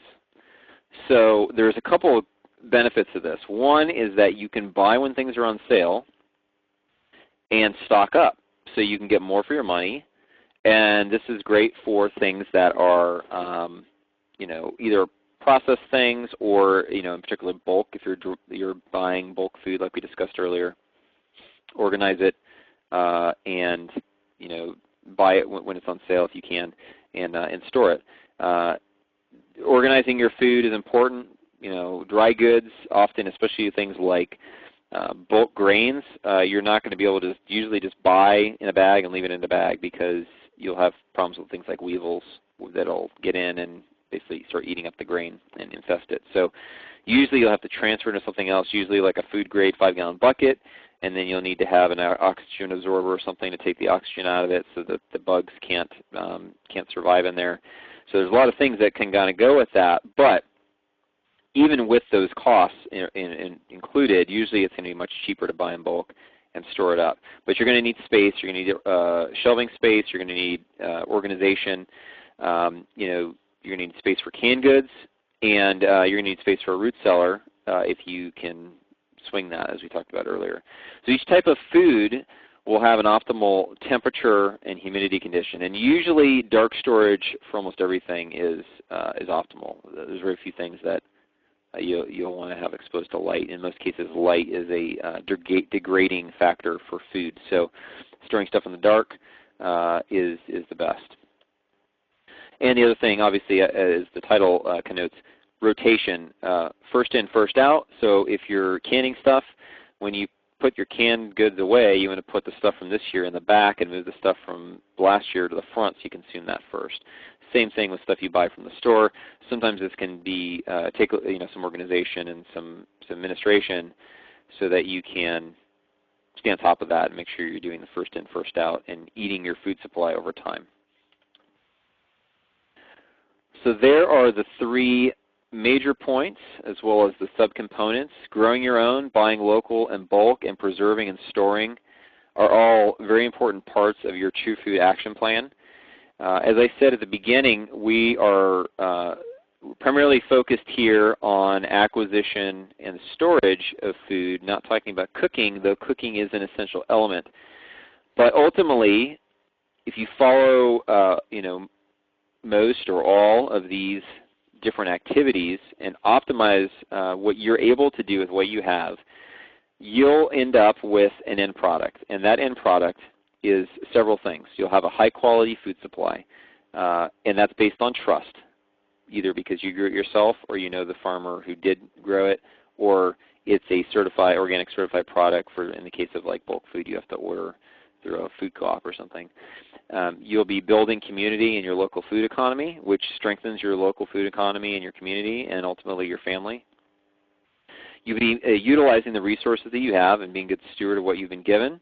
You'll save money because you'll be either buying low on sale or you'll be buying in season, which also is when it's cheapest and highest nutrient quality. Your food storage will insulate you from supply disruptions, whether that's a hurricane comes through and everything at the store gets cleared out, or whether it's some other kind of emergency. You'll have food. And the big thing here I want to emphasize to people, it's not just about you having everything you need and being able to isolate yourself from everybody else. It's important that you have enough for your family and more so that you can be a source of strength to your neighbors and your friends and your family and your community in times of need, so that you can be a blessing to other people and not just another one of the needy people who didn't prepare. Very important point I want to emphasize. Pulling full circle, we talked about the health aspects, how unhealthy processed food and genetically modified food is, so your end product is going to be a healthier life for you and your family, and ultimately you're going to change the world. We've gone through a drastic change in the way that humanity deals with food over the past century or so, and we've seen the ill effects of it. So it's important that we realize that and that we work to change it into a more proper and a more sustainable system that will allow us to contribute to the health of our future generations instead of the sickness and death and poor lifestyle of future generations. So let's change the world by taking these simple steps in our own families. So that's the end of the True Food Action Plan for today. I do want to go over a couple of administrative notes before we open up the questions. I realize we're running late, but for those who haven't already, you can watch the webinar recordings for each webinar. If you go to the webinar page on the truefoodsolutions.com website, on the webinar page we'll have all the webinars we've done with a link to each one. And on that link we'll have a page for that webinar that will have the video available for you to watch, as well as a listing of the resources that were mentioned in the webinar, as well as additional resources that may be of help to you. And these will be things like books and DVDs and such that you can get either from us or from Amazon or other places. And if you watch any of these and you know of resources that apply to these that weren't listed that you would think would be good to list, just let us know. Send us an email and let us know. We're glad to add those and look at them. Again, the webinar recording is there to view. The resources are shown beneath it. If you haven't already, please connect with us. Join the website, become a member. It's very simple. True Food Solutions is a community website. It is designed to connect people and share what you're doing. So come join us, get involved. There's a profile that each member has, so you can fill out information about yourself and help others connect to you. There are discussion groups that are focused around different topics that you can join, and that's a great way to meet other people interested in those topics, and then also look at the discussions that have happened there and find good resources other people have shared. The questions and answers portion of the site allows you to ask questions and get answers from the community. It's particularly helpful for anything where you need kind of a technical answer or a piece of advice about a challenge you're having. And the system allows for the members to vote for the answers. So the answers are voted for, and therefore the best answers rise to the top. And this, over time, will become a resource for people that they can use to find answers to questions they may have. And hopefully, it gets indexed by Google. And so if somebody types in a question similar to one question that's answered here, it brings people in and gets people connected to the community. So that's very helpful for you to ask your questions there. And if you do, if you don't mind, if you're on Facebook, we'd love for you to ask your questions here, but then post them on Facebook for other people to see them.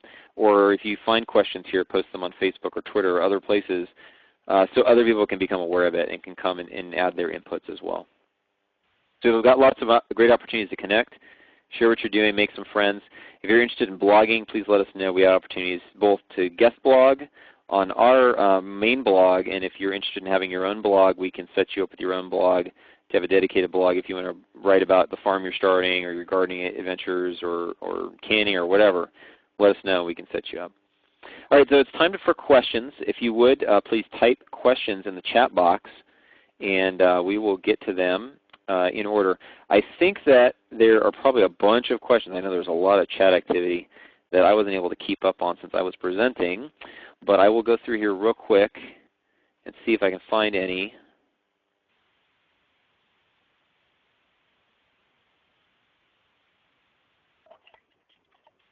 So somebody asked, Laura asked, what soil do you use in planters?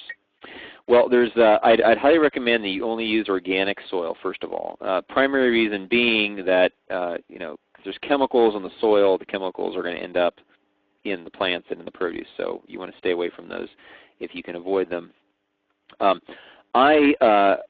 Depending on what the containers are, if you're talking about, are you talking, maybe you can clarify your question, are you talking about like flower boxes, like window boxes, or are you talking about like pots, or what exactly are you referring to so I can answer appropriately? what I do is for seedlings, I make a organic potting mix. I'll start usually with an organic potting soil, and then I'll add some amendments to it. I largely use the recommendations of Elliot Coleman in his book. His primary book was The Organic Grower's Guide, I think it is called. He's got a recipe in there for making your own soil mix, potting mix, essentially, which realize that, depending on what you're doing your seedlings in, or what your medium is, if you're growing in a pot, it's a little bit different than what he's doing, which he's actually forming soil blocks with a little stamping machine. So it's got to have a certain consistency to hold together. But largely, as far as the amendments go, what you want to get into the soil, he'll have good recommendations. There's some other books that also have good recommendations. So for potting mix, I generally, I'll add some things like some sand usually. I'll add some vermiculite and some, there's another thing I add there. Oh, a little bit of green sand sometimes. So again, get a recipe and follow that. But that's for seedling mix. If you're talking about potting mix, it would really depend on what you're growing and what the nutritional needs are. Usually I would probably start with a base potting mix, and then depending on the type of plant, if it needs more nitrogen or something, then you would add certain things to it. I tend to, I don't grow a lot in pots. I'd like to get towards that because I want to do more like greenhouse gardening and that kind of stuff. But I tend to, start with seedlings and then plant in the ground at the appropriate time. And usually I will supplement in terms of fertilizer with either granulated dry fertilizer that I'll apply side dress on the ground, or I'll spray a soil soak. When the plants have appropriate size, I'll actually use a foliar spray for the plants. So it just depends on what you're doing. Let's see here. What else do we have? Yes, somebody mentioned the Square Foot Gardening book has some good ideas too. Yeah, that's most good organic gardening books are going to have some kind of a recipe. So you'd say probably hard to go wrong with following any of those. It's in a reputable book. Mike Bravo has a good point. He says avoid using quote unquote organic soil mix that is that uses municipal sewer sludge. Believe it or not, they will pass off sewer sludge, mix it into what they call organic potting mix, and try to pass it off as organic. I'm not sure how they do that, but it doesn't surprise me. Let's see here. Do I use compost and manure when starting seeds or only when established garden? That's a good question, Karen. I generally only use compost and manure in the garden and the growing medium, not with seedlings. It depends on what you're talking about, the compost and manure. If it's basically compost, most potting mixes or soil, either for soil blocks or for seedling trays or whatever, they're going to have some ratio in the potting mix of compost. So the question is, what does the compost come from? I would say you probably want to use like a balanced compost. Probably it's more likely mostly from plant sources. But if you have a if it's not like all manure, I wouldn't take something that's like a big pile of manure that's been composted down and just put a bunch of that in as my compost and my soil mix. But that's kind of an extreme. What may be good actually is if you make a compost pile, for instance, and you're layering it, if you put a layer of manure in there, it's going to mix in with the compost. So depending on what you're talking, I would be careful with anything animal-based, especially with seedlings, because they can be very tender and sensitive, and you just don't want to run the risk of killing them because there's too much. It's too hot, if it hasn't fully composted or whatever. So let's see here.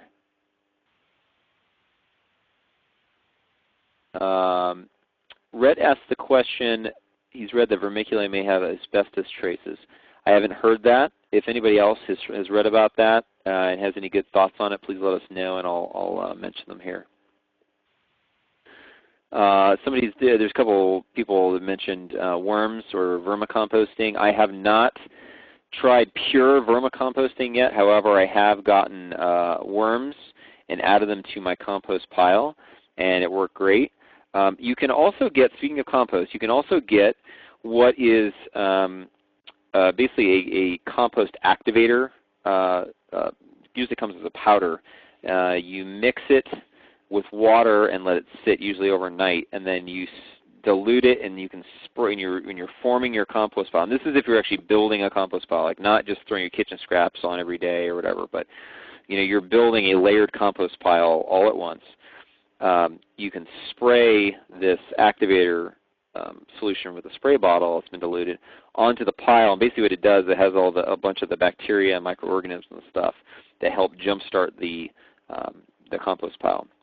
It's not required, but it's recommended, especially if you really want to get the reaction going good, or if you've ever had problems with composting. So recommend that you look at doing that as well. So let's see, vermiculite.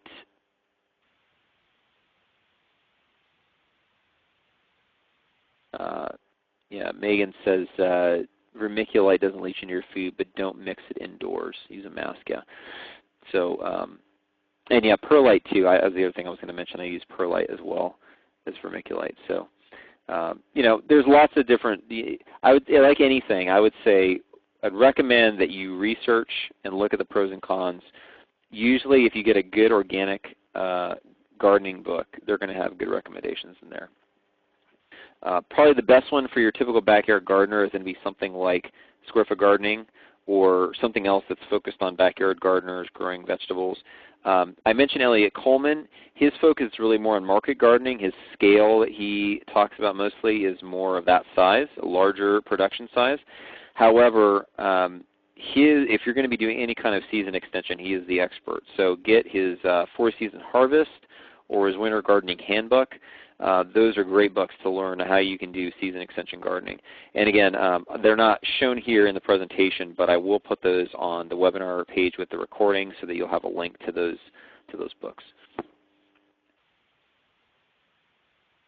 Any other questions about, how about questions about buying local? We can talk all day about gardening, but there's a larger set of topics here that I want to make sure we get any questions people have. I actually asked this question on the Q&A portion of the website the other day. What are the biggest challenges that you all have come across when trying to buy local? So maybe I'm asking a question of you. If anybody has any questions in that realm, or even if you have an answer to that question, what's the biggest challenge you've had? Let me know. I'm really interested in trying to facilitate the marketplace for the local food economy. So if there's some best practices that people have developed to overcome certain challenges, I'd like to help disseminate those and get those out to people. So Anthony mentions food co-ops and working with local farmer. I did mention before, CSAs are great for a lot of reasons. And your local farmer doesn't necessarily have to be doing a CSA transaction setup for you to do this. I know that Farmer Bravo in Missouri does this, but he has a CSA and he has his members out to work on the farm at times. They have work days. But we're doing a local farm work day is a fantastic way to hit a bunch of the different things we talked about tonight, from learning about growing food, learning about gardening, building relationships with people, building a local food community, and contributing to the producer, because it's hard work being a farmer, especially being a unsubsidized, go-it-alone, organic, produce or animal farmer, because all the cards are stacked against them essentially, because all the big interests and all the big money and the whole marketplace is all arranged against them. So how do you find local food co-ops? Tasha, are you talking about, when you say local food co-ops, are you talking about buying clubs, or are you talking about like an actual co-op store? Because food co-op can mean a larger range of things than, per se, a buying club. But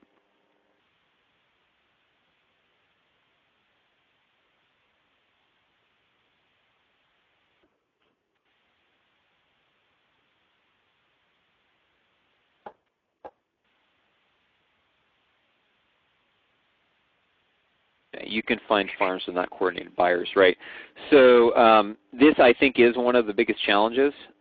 You've identified something good. And this one in particular, if you're talking buying clubs, the preponderance, in my experience and from what I've seen just from interacting with other people, the preponderance of buying clubs are usually bulk food purchasing in dry goods and other processed goods, not necessarily buying local. Sometimes a buying club that is primarily a buying from a food co-op distributor like United or Frontier, one of those, where you buy your bulk grains and you buy your dried fruits and coconut and all that kind of stuff, may also find local farmers to source produce, meat, and other things for their members, which is a fantastic, that's really what we need to go towards, because I think that that type of buying club doesn't just meet the need for buying bulk grains and other food like that that's not readily accessible locally, but also provides the crucial aggregator role that's needed in local food economy.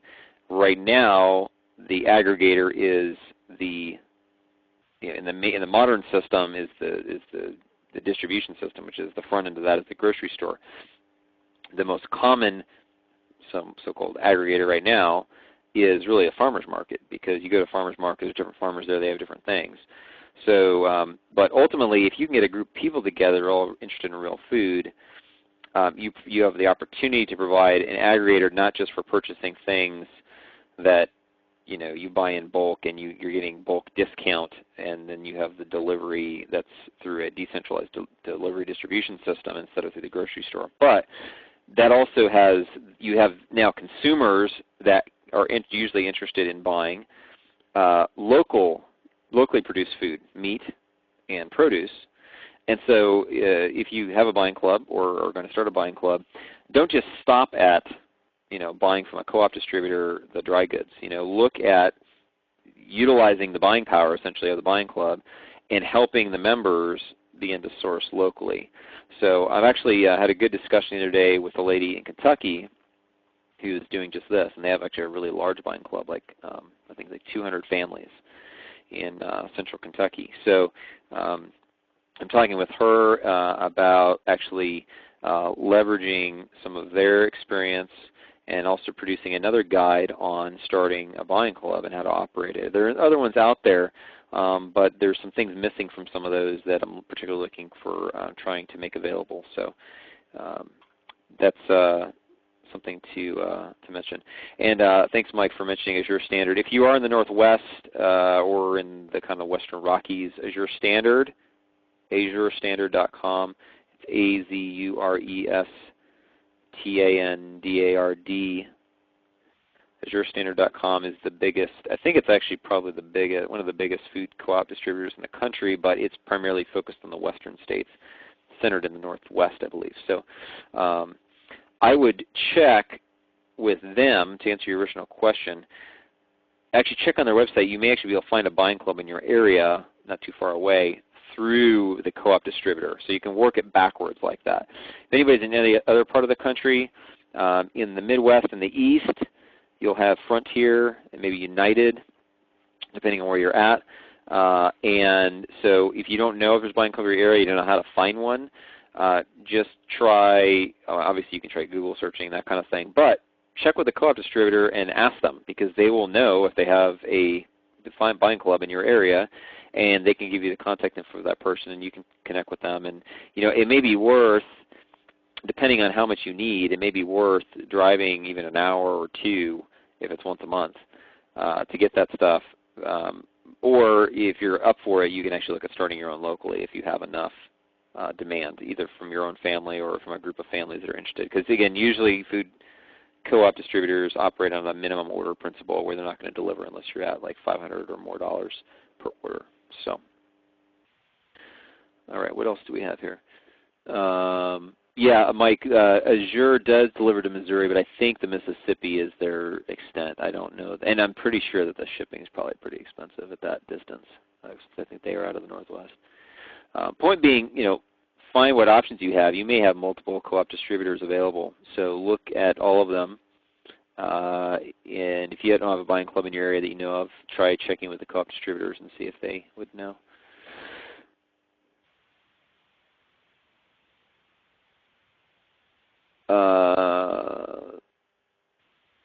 Yeah, so another way to find, just real quick, if you are looking for local food, there's some discussion of this. And I didn't list this because in the slides, because this again is going to be on the resource page, and you can't click on the slides I'm showing you now.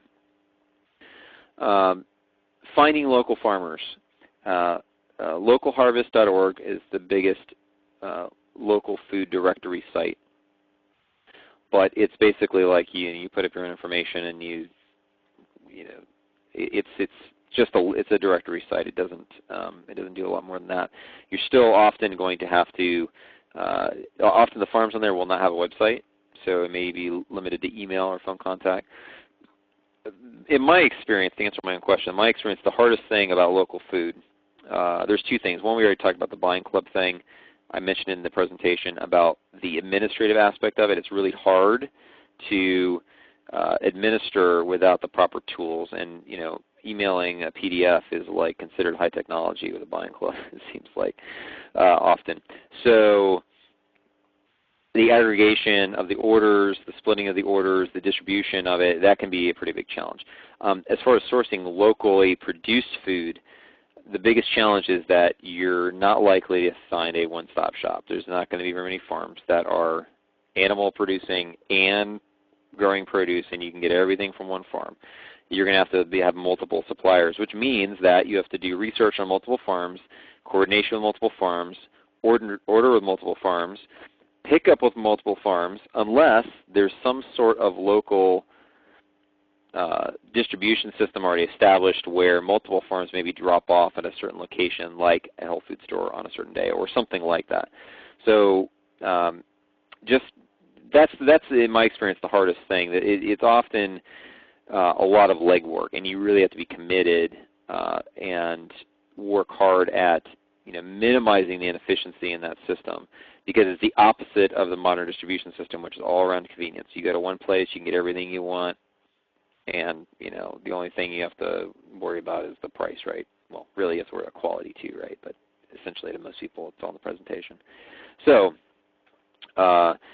in my experience, that's one of the hardest things. So if anybody has any input on ways they've kind of solved that problem or worked it, it'd be great. Yeah, Megan mentions that they have a system they set up.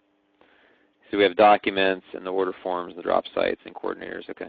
Well, Megan, I'd love to talk to you about what you're doing and see if we can, help share some of those best practices. So thanks for mentioning that.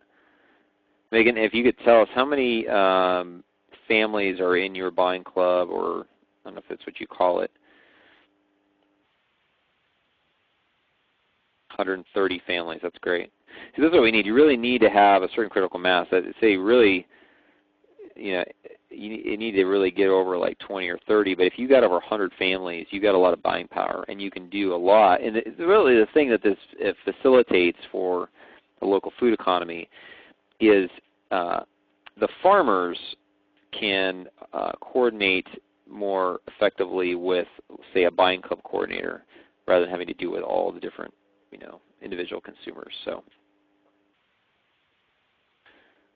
let's see here. Any other questions? I want to wrap it up quickly because I know we're running pretty late. We got started late and I went kind of long. Apologize for that. But hopefully this was helpful information. I'll just leave it open. Does anybody have any other things to ask? Any questions? Any thoughts to share? Appreciate everybody coming out tonight. Okay. Just as a wrap-up, I do want to emphasize, being a producer instead of a consumer is one of the critical mindset shifts that we need to make happen in our generation to really make a difference. So growing as much as you can, and then making use of that, so stewarding the land, what you have, to the optimal potential, and contributing to your local food economy if you have the ability to do that. To buy local and in bulk, so that you are getting the highest quality at the best prices. And the major shift that has to happen here is, bringing the grocery to your home and stocking up on food, because you're buying in larger quantities to get direct from the supplier, and you gain efficiencies in that way that drives down the cost, but you have to create infrastructure in your home, either through freezer or storage space or cold storage like the root cellar, to be able to accommodate that. And preserving and storing the harvest, whether it's from your garden or from the local food economy, one of the best ways is to do that is to maintain, take that high quality, high trust food that you have, preserve it and store it, and keep it for the off season, so that seasonality doesn't mean that you are going back to you're eating healthy in the summertime, fresh good stuff, and then in the wintertime you have to go to the grocery store and you're just buying stuff that's in season in a different continent. So hopefully this is helpful for everyone. I do plan on making this a more detailed resource at some point in the future. So if you are interested in having a more detailed action guide on how to do some of the things we talked about tonight, please let me know. Give me your feedback. I'd love to have that. We'll probably have a survey at some point related to some of the specific resources we're looking at developing. And hopefully we can get your feedback and figure out what's the highest priority for the members and use that in terms of prioritizing our development. So does anybody have any final questions before we wrap up for the night? One thing I want to mention here before we do wrap up, it's great to see the chat box so active and a lot of good information being exchanged there. And I asked it previously, I'll ask it again, because the chat is such a great format for actually exchanging information, in addition to the webinars, there's some other kind of formats for communication we can look at doing. Two things. One would be just a conference call, which would be more open line, everybody can talk. And the other thing would be a chat on the website. I can actually fairly easily install a chat feature, and you can go on there and chat with other people whenever it's on there. But probably most effectively, we'd actually have scheduled chat sessions. Can everybody who's on just give me a quick yes or no if you'd be interested in scheduled chat sessions? Let's just say they're once a week or twice a week at a certain time, and whoever is interested can go on there and chat and interact with people. Anthony, I'm not surprised that you say yes. You're one of the most active contributors here. That's great. Okay, I see a lot of yeses. That's great. Okay, what I will do is two things. I will look at where and when we can get a chat feature set up. And secondly, I will encourage you to go onto the groups on the website and do what you're doing in the chat in the group discussions. Start a group discussion and interact with people, because although it's not live where it's synchronous communication, it's basically a way for you to reach out to other people interested and have a group discussion, a forum discussion with each other. Or if it's more appropriate, post it on the Q&A section and use the resource that other people's experience and make it available to yourself. So ask a question on there, and I always, whenever I see a new question on there, I try to find people that may have answers and direct them to it.